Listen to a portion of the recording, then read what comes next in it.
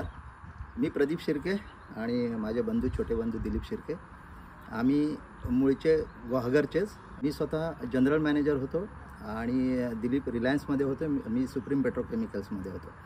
इथेच असल्यामुळे म्हणजे कोकणामध्येच लहानपण गेल्यामुळे एक कोकणाबद्दल विशेष अटॅचमेंट झालेली होती.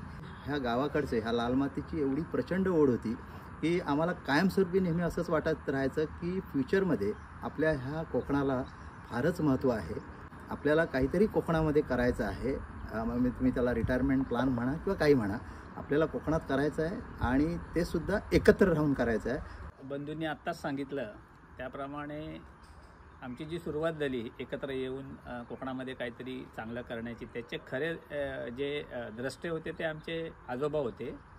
लहानपणी शाळेत शिकत असताना आम्ही अंगणामध्ये अभ्यास करायला बसायचो. त्यावेळेला ते तिन्ही सांच्याच्या वेळेला आमच्या डोक्यावरून हात फिरवायचे आणि म्हणायचे, बाळांनो तुम्ही आयुष्यात भरपूर मोठे व्हाल, पण या लाल मातीला विसरू नका.